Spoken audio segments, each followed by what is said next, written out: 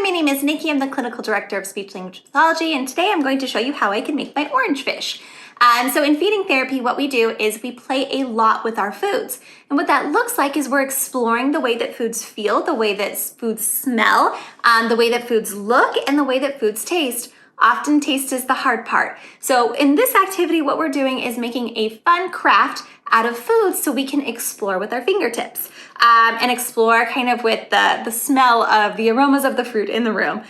So what we have here are our cute little orange fish. I've sliced up some oranges. I have a little strawberry lips. I have 2 little carrot fins that I've cut up. I have some fun sprinkles that I had at Halloween time, so I decided I'd use those for little eyeballs. And I have some blueberries that represent the bubbles of the fish swimming in the water. Over here, I have some Fruit Loops. This tends to be a more safe food. It always tastes the same, it always looks the same, and it always feels the same as you eat it and you chew it. It's very consistent. Blueberries are not so consistent. Oranges are not consistent, and neither are carrots. You will notice that all of the foods over here are going to be a lot harder for our kiddos to try than the food over here. So sometimes I have some safe foods around as well, so that it encourages them to feel like this is a fun activity and not something where they're going to worry when they sit down that this orange needs to go in their mouth. Now, if they pick it up and put it in the mouth, fantastic. However, that's often not how it goes. So what we're going to do is we would have all of the foods cut up ready for our child. If your child's older, then what you can do is have them look at this video or look up pictures of this activity, and they can do it themselves. They can work on cutting the oranges, the strawberries, figure out what size they need. You can play around with different sizes. But for our little kiddos, what we're just working on is them interacting with the food and touching it. This might be a little bit tricky. What we're going to do is we're going to talk about the foods as we do it. Okay, so first we're gonna get the orange. I'm gonna move the orange. Ooh, the rind is really bumpy. The rind is bumpy, it's orange, and it's yellow. It's kind of yellow and kind of white. Ooh, it's sticky and it's wet. It's not yummy or yucky. It's sticky, it's wet, and it's cold. Okay, and I'm gonna put the eyeball on. Whoa, the eyeball was really sticky because it had been sitting on there. I'm going to take the strawberry. The strawberry is squishy. It's squishy and it's bumpy from the seeds.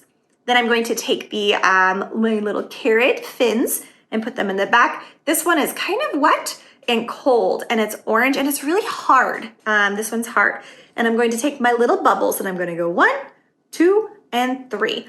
These are all a little bit squishy. Some of them are hard, and none of them are consistent. So I can say that they are all different shapes, and they feel a little bit different. They're not wet, they're dry. So these are dry, blue, squishy, round balls. Okay, not just blueberries. They're dry, they're squishy, and they are round.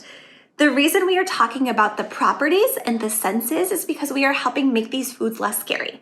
The second we say, take a bite, we are making our child go into a bit of a defensive state. They're a little bit nervous and they no longer want to participate with us. So sometimes the first part of feeding therapy is just making it fun and exciting. And what better way to do that than to make some fun little fish?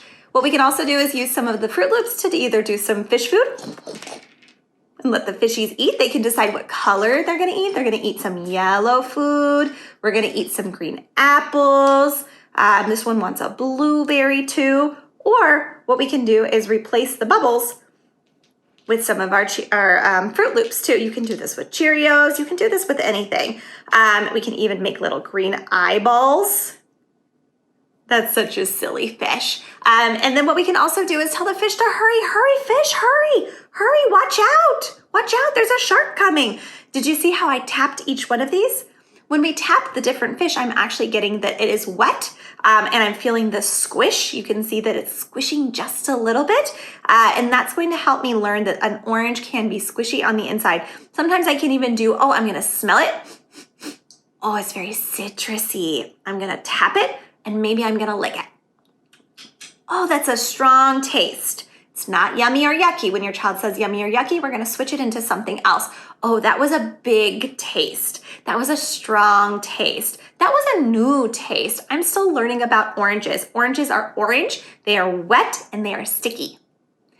This is a great way to get your child interested in food, having a fun way to play with some new foods that's no pressure on eating. I hope you guys have a lot of fun making this fish activity. Yahoo! Yippee! MeBe.